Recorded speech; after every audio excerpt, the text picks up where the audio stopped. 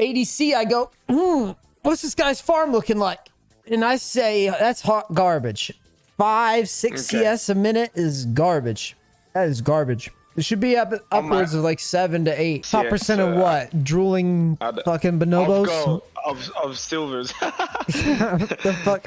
I mean, it's just not. I see like 1-8 CS game. So like, listen, it looks like a month or so ago you were actually farming pretty decent, and then you like started being lazy or something. I could literally see like some of these games. It looks like you were farming well about a month ago. You know what ADC is all about? I'll tell you a secret.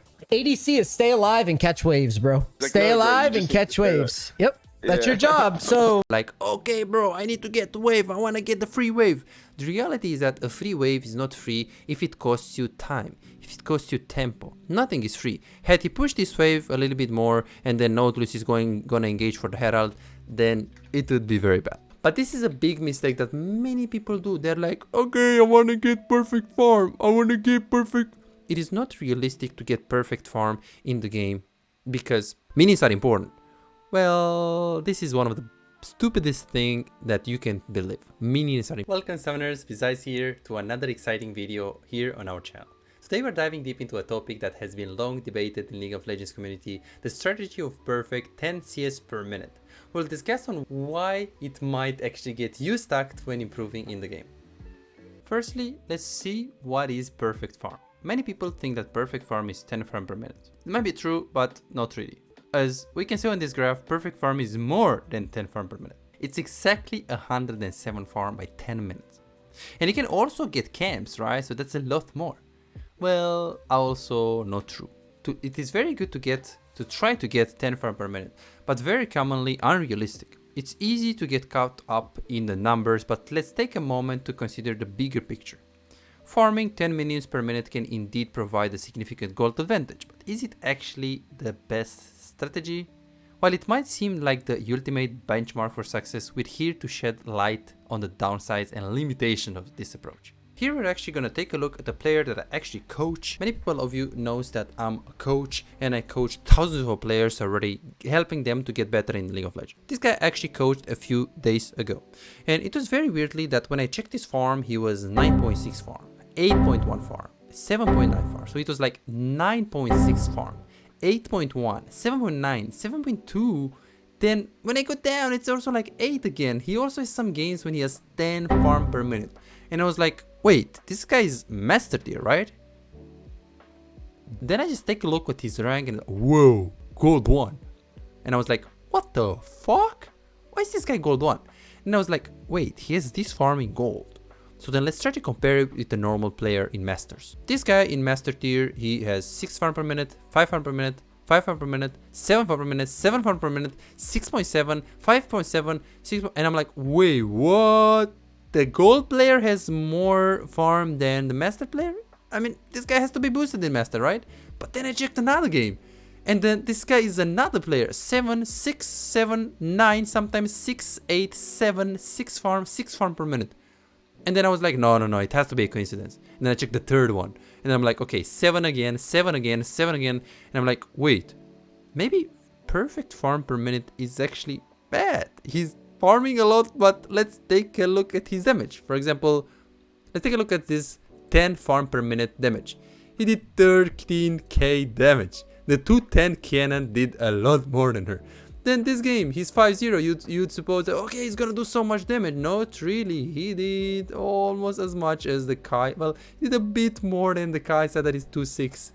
Why is he doing 0 damage? Well, it's because he's farming. And that's very weird to say. He's farming too much. Wait, what? Too much? Yes, he's farming way too much. And this is a big thing because many players have this problem with farming too much and they have too much farm. League of Legends is a dynamic game constantly evolving through different phases. Early game, mid game and late game all require unique strategies to succeed. While farming is crucial, tunneling vision on 10 farm per minute can lead to missed opportunities and even defeat. Then, as we're doing our coaching session, I reviewed this particular game. He was looking to get into the fight as Kaisa. He was just trying to do his stuff and then he just actually ended up staying for the wave. He stayed for the wave, he got it, and we can see that the wave was coming into him. he got it, and right here he was like, okay, I'm gonna take this wave because Caitlyn is just looking to push into me, which is absolutely fine. The new wave just came, so obviously he just wants to take it, and then he just wants to look to go for the next play. And then here he was like, oh shit, I want to push one more wave, right? And I was like, no man, recall. Why did I tell him that? Well, first of all, I took a look at his gold. He needed a lot of gold for the Guinsus. A lot more than just 200 or 300 gold. If you know you need like just 200 gold, maybe 250, you can consider going for the extra wave right there, because you know that 2 cannon waves is actually gonna mean around 300 gold. 1 cannon wave is around 160 gold, and 1 non-cannon wave is 105 gold, roughly speaking. Obviously, if you're 1 cannon a wave, or worst case scenario, 2 cannon waves away from the item, you can obviously go for extra waves. But in this specific case, I told him, bro, you need to recall. You cannot stay here. The reason why I told him that is simply because the wave was right here, so it wasn't even close to him, and he needs to get a lot of money to get his Guinsus. And I was like, hey, if you're gonna look to push another wave, what's gonna end up happening is that your teammate is gonna follow for the Herald, it's gonna go for the Herald, it's gonna engage, and you're gonna regret that you actually go for the bot farm. And guess what? He just recalled, and after he recalled, he is looking to stay for around the Herald. And now his teammates are looking to follow. Of course, nothing happened in this case, but the thing is, this is SoloQ, so you should always play the fights like something would happen. And he just looked to hover. And then now another player would say like, okay, but he wasted time, right? He could have pushed bot lane.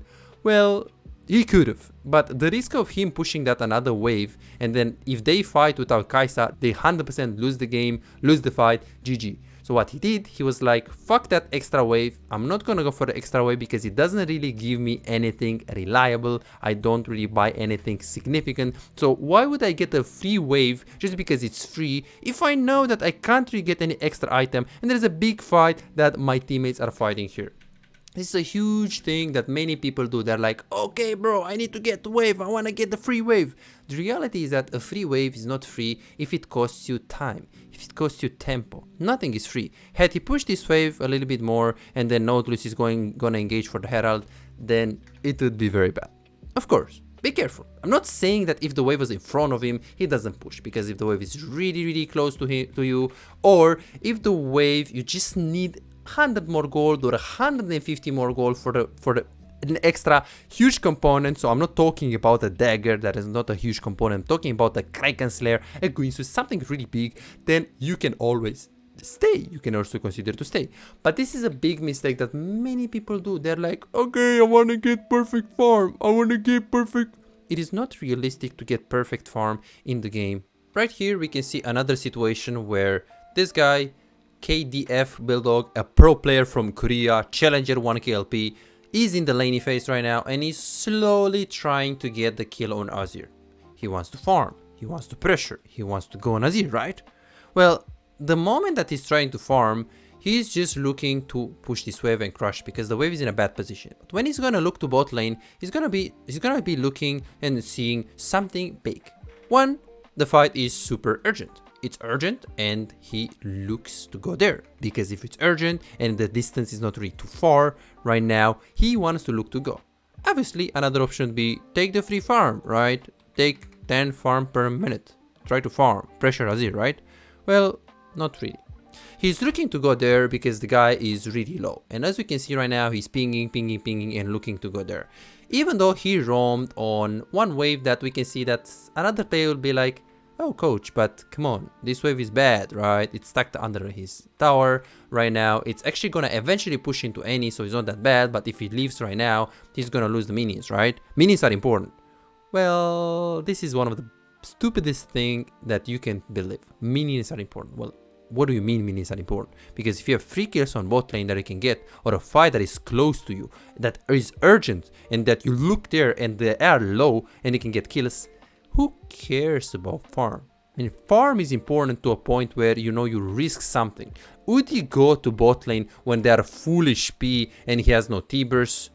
Absolutely no. He would prefer to get the farm. But the concept is that trying to farm when you're supposed to farm and trying to fight when you're supposed to fight. How do you know? Well, usually it just depends on should you roam, should you stay on the lane, should you side lane. It really just depends on one, how urgent is the fight, and two, do you know you're gonna have a significant impact by going there? If you don't have a significant power spike, if you don't have a significant impact, you know you're not gonna do anything right there, it's better to not move. But just looking to farm on mid lane or farm on bot lane because maybe you're 80k remain or something, is not really the strategy that you wanna look for. Because very often, I mean, 10 farm per minute, as you can see, it might more hold you back than really get you. This is why the game is evolving so fast and there is so much wrong information on the internet that's going to teach you wrong thing. Game grows really fast and there are so many champions that Riot Games is trying to put so many things that are new, and it's really hard for people to get informed and it's really hard for people to keep up with the updates. Multi-challenger player is showing us why 10 farm per minute is a bad strategy. So now we can slowly see that he's going on the mid lane and he actually has right now a wave. Coming into him. Azir just pushed the cannon wave. What is he gonna do? Well, it's very simple. The teammates are fighting on bot lane and it's a 2 versus 2, eventually a 3 versus 3. He immediately TPs there, even though some other player will be like, hey, I can't TP, right? Because I have a cannon wave. Well, not really. Who says that you can TP when you know that you're gonna get kills on bot lane very, very free? Should you prioritize the farm because the farm is important, right? Not really. You shouldn't prioritize the farm. If you have reliable kills that you can get on the map, fights that are close to you in terms of distance, and fights that are urgent, and you know that the risk involved is not huge and the reward is actually very big, and you know that you might sacrifice a little bit of farm, but it gotta be with your teammates to help them, whether it's a mid game, late game, or also sometimes in the early game, then you should consider looking to fight. You should consider looking to group faster. You should consider staying with them, hovering them. I'm not saying are a mid lane, just go mid, always fight. I'm saying try to make a balance between farming and grouping. Many players, they think that, okay, you need to farm. You need to farm. That is right. But too much is also bad. So this is why you should learn how to farm properly. This is why it's pretty hard for you. Most of the information on the internet is wrong, and most of the people, they don't really know how to give advice to players that have problems with improving, that have problems with climbing, and that are a little bit more stuck. They are below master tier and they are not really the grandmaster players. I'm not talking to you that you're challenger or grandmaster because you're probably really good anyways. I'm talking to you that you're below master tier and you want to get better. There is a lot of information on the internet, way too much wrong information with things and myths like this that are holding you back more than it's actually helping you. You might actually know things like cheat to recall, you heard of them, you're doing freeze, but you're stuck in plat, or you're stuck in low diamond, or you're stuck in just gold player, or even silver, or maybe you're a bronze and you're like, oh bro, I know so many things but I'm not climbing.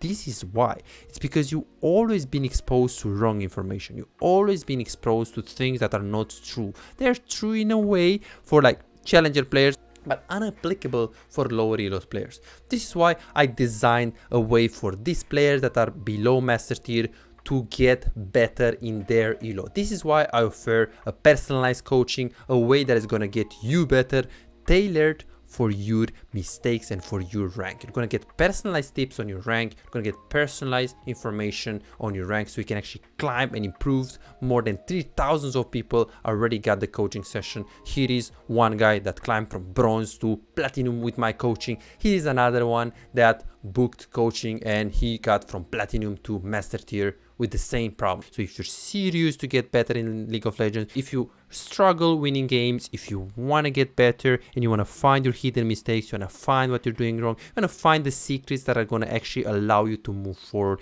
go ahead to bizarre.com, book your personalized coaching session and start improving instantly. I'll see you in the coaching session.